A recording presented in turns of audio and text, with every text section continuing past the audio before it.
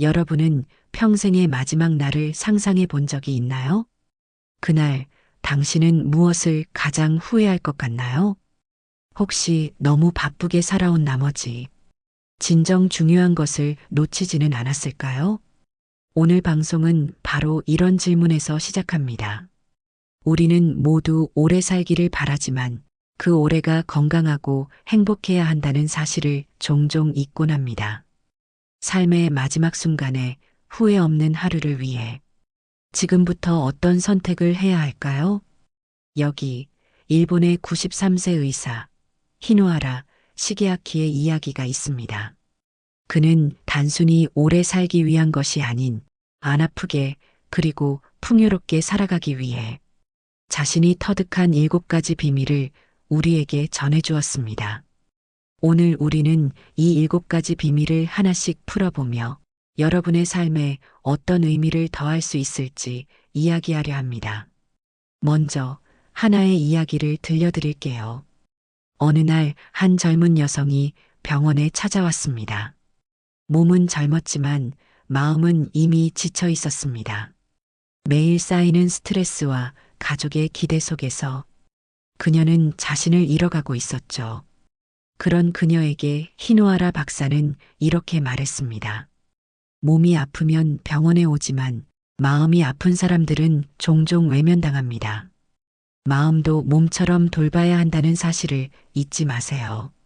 박사의 한마디에 그녀는 눈물을 흘리며 말했습니다.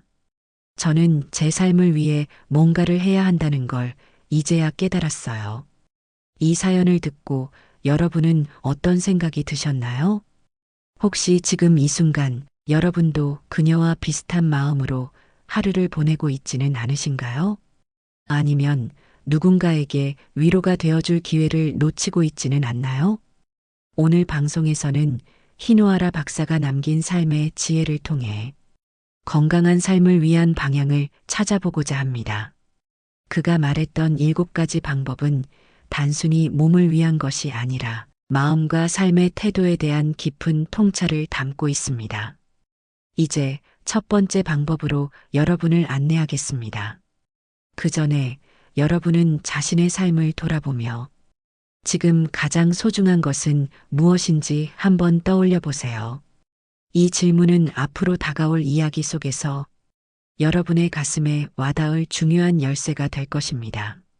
다음 파트에서 히노하라 박사가 전하는 첫 번째 방법과 그것이 우리 삶에 어떻게 적용될 수 있는지 구체적으로 이야기하겠습니다.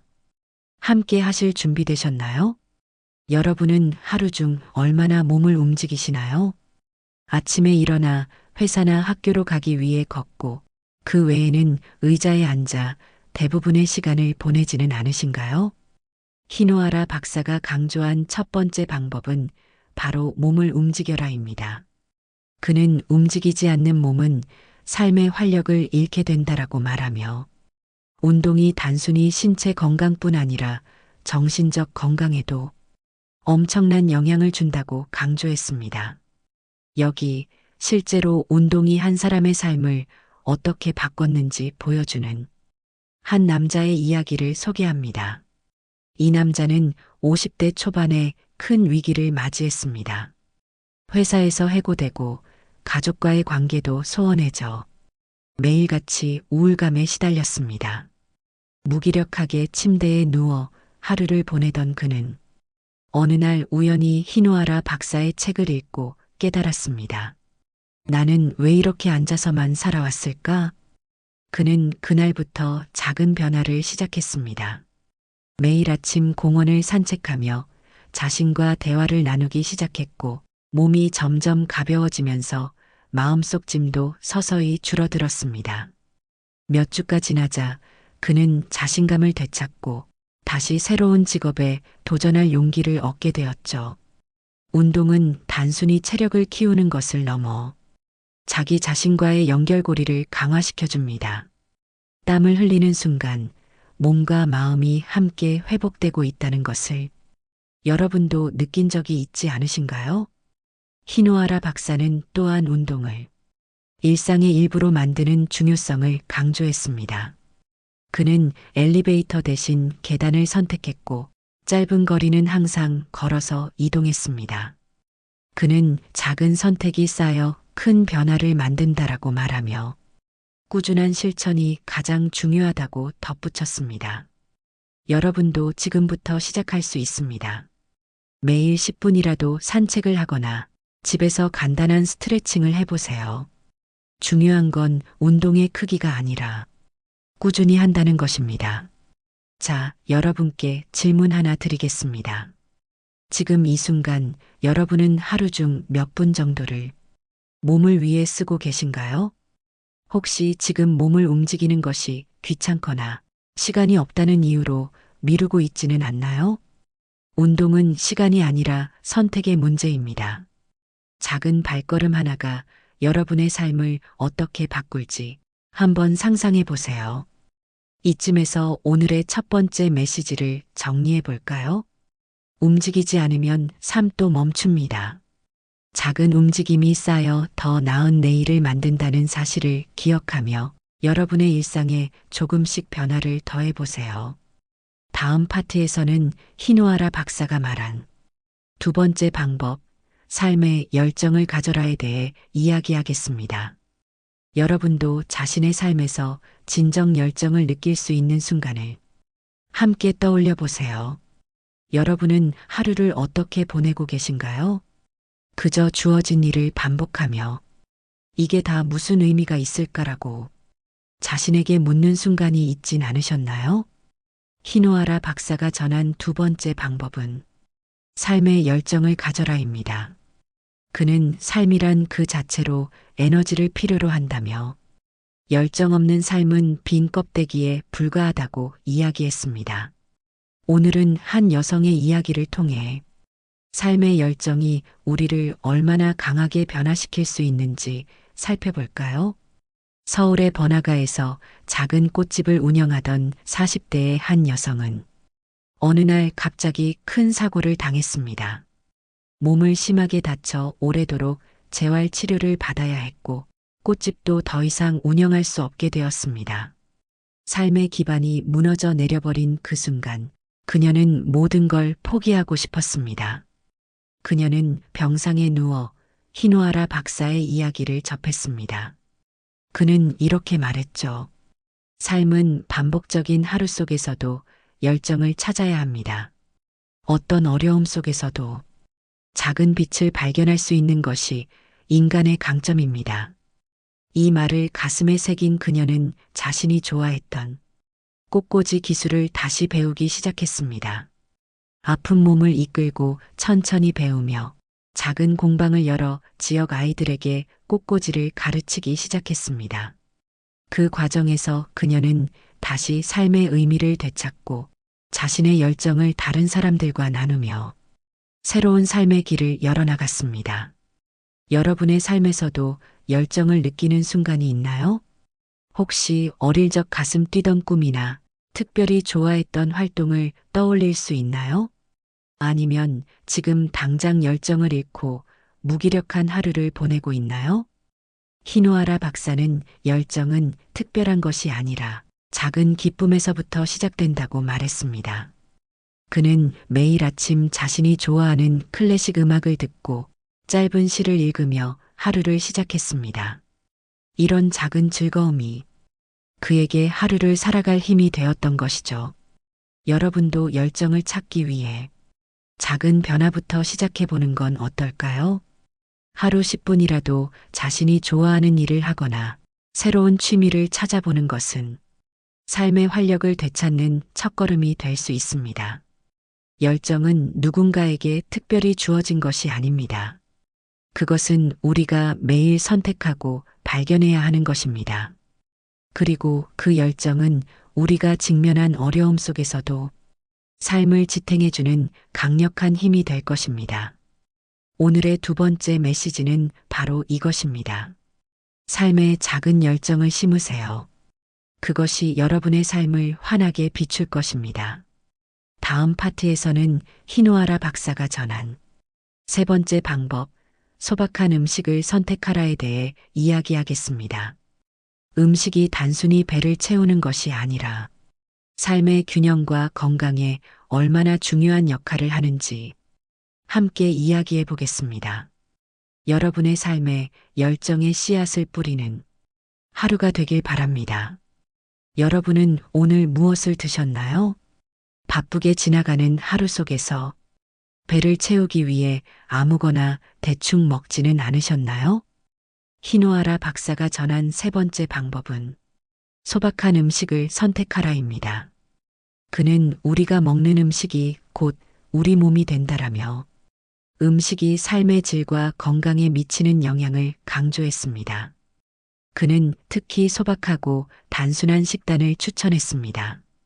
고급 음식이나 과한 조미료를 피하고 제철 식재료를 활용한 자연 그대로의 음식을 매일 꾸준히 섭취해야 한다는 것이 그의 철학이었습니다. 여기 음식이 삶을 바꾼 한 남성의 이야기를 소개합니다. 이 남성은 젊은 시절에는 패스트푸드와 인스턴트 음식을 즐기며 그다지 건강에 신경을 쓰지 않았습니다. 그러던 어느 날 과체중으로 인한 합병증이 찾아왔고 의사는 그에게 이렇게 경고했습니다. 지금 식습관을 고치지 않으면 앞으로 10년 동안 건강을 장담할 수 없습니다. 그는 히노아라 박사의 이야기를 읽고 작은 변화부터 시작했습니다.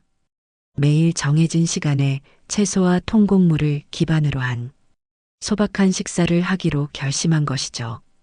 처음에는 익숙하지 않아 불편했지만 몇 달이 지나자 몸과 마음이 모두 가벼워지는 걸 느꼈습니다.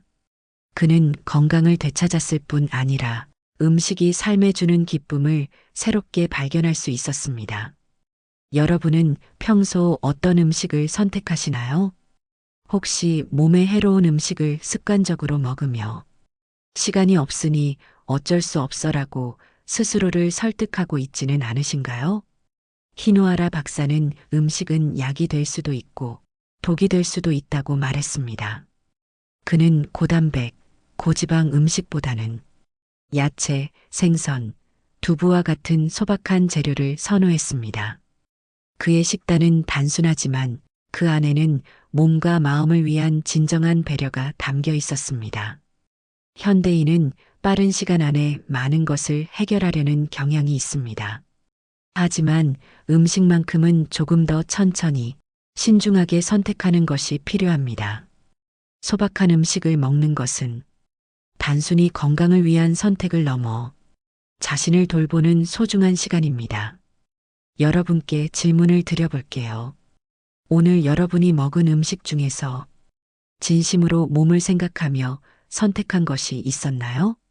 아니면 그저 배를 채우기 위해 아무거나 드셨나요? 오늘의 세 번째 메시지는 바로 이것입니다. 몸이 원하는 음식을 찾아라. 그 음식이 당신의 내일을 책임질 것입니다. 다음 파트에서는 히노아라 박사가 전한 네 번째 방법, 과거에 집착하지 말아에 대해 이야기하겠습니다. 어떻게 하면 지나간 과거의 상처에서 벗어나 지금 이 순간에 집중하며 살아갈 수 있을지 함께 나눠보겠습니다. 여러분의 식탁에 건강과 평화가 함께하길 바랍니다. 여러분은 과거를 얼마나 자주 떠올리시나요? 혹시 오래전에 있었던 일들이 여전히 여러분의 마음을 무겁게 만들고 있진 않으신가요? 히노아라 박사가 전한 네 번째 방법은 과거에 집착하지 마라입니다. 그는 과거는 우리를 가르치는 스승이지만 그곳에 머물러 있으면 현재를 잃게 된다고 말했습니다. 그의 말처럼 과거의 기억은 때로는 우리에게 소중한 교훈이 됩니다. 그러나 그 기억이 너무 깊게 박혀 지금을 가로막는 벽이 된다면 어떻게 해야 할까요? 여기 과거에서 벗어나 새 삶을 시작한 한 여성의 이야기를 들려드릴게요.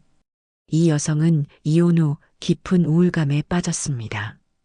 결혼 생활 동안의 실패가 그녀를 끊임없이 괴롭혔고 자신이 아무런 가치가 없는 사람이라는 생각에 사로잡혔습니다.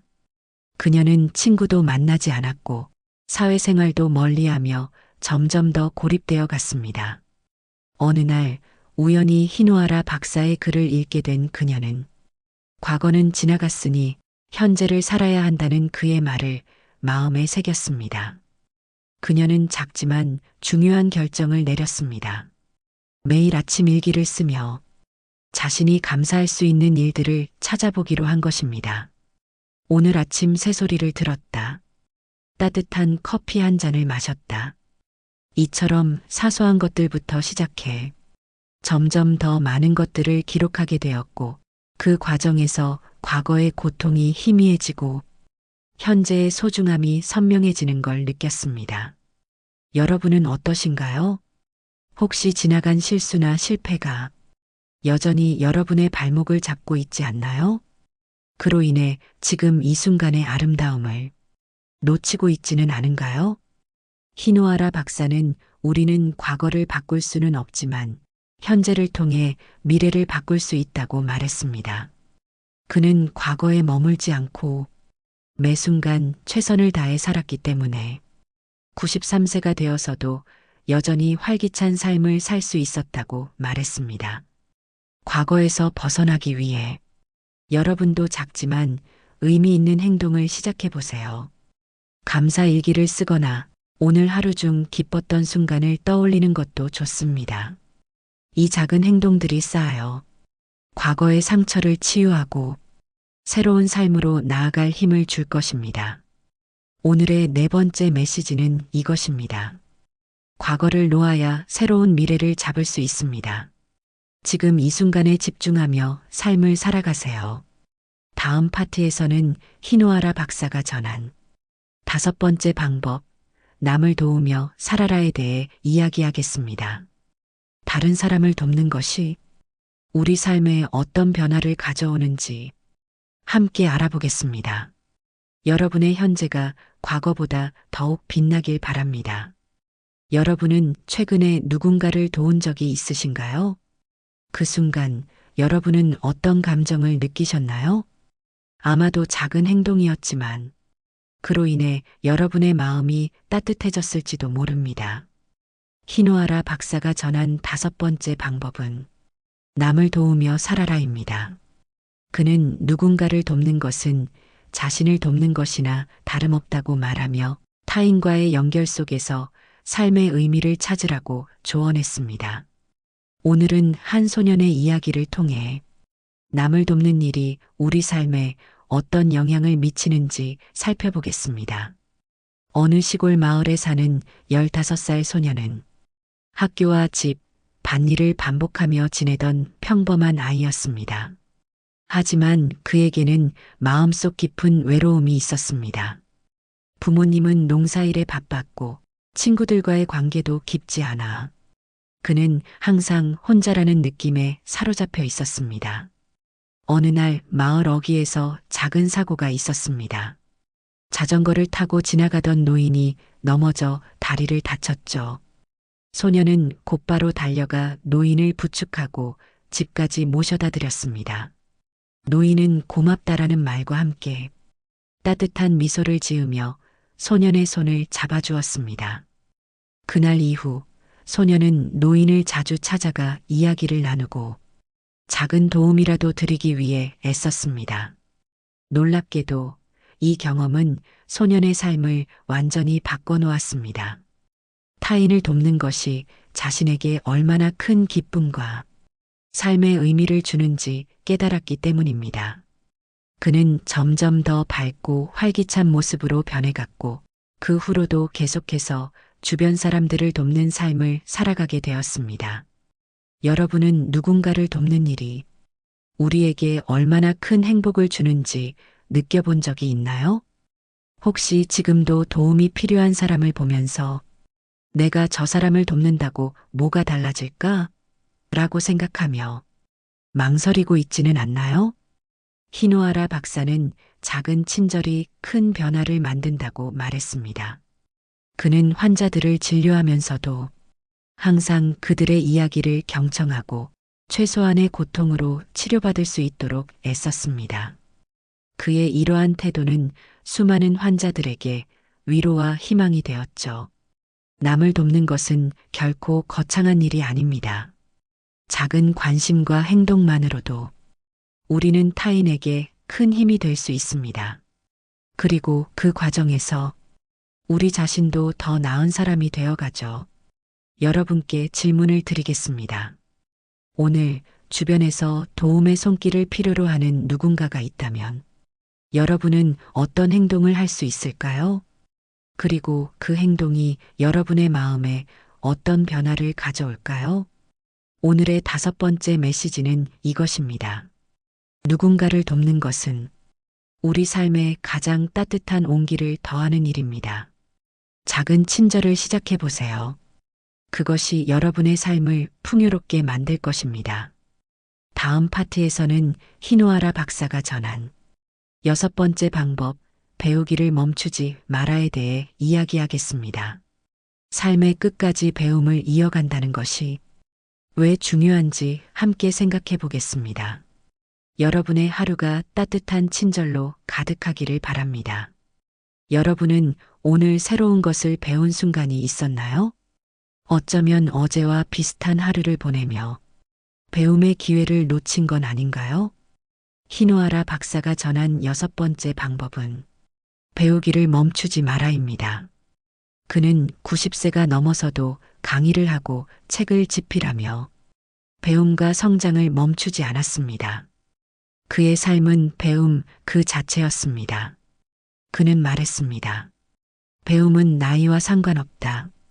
배우는 동안 우리는 살아있음을 느끼고 세상을 새롭게 이해하게 된다. 히노아라 박사가 전하는 메시지를 더 깊이 이해하기 위해 한 중년 남성의 이야기를 들어볼까요? 이 남성은 50대 초반에 직장을 퇴직한 후 큰 상실감을 느꼈습니다. 일이 곧 그의 정체성이었기에 퇴직 후 남은 시간에 무엇을 해야 할지 몰랐죠. 시간이 지나며 그는 자신이 쓸모없어졌다는 생각에 사로잡히기 시작했습니다. 그러던 어느 날 우연히 가까운 문화센터에서 스페인어 강좌가 열린다는 소식을 접하게 되었습니다.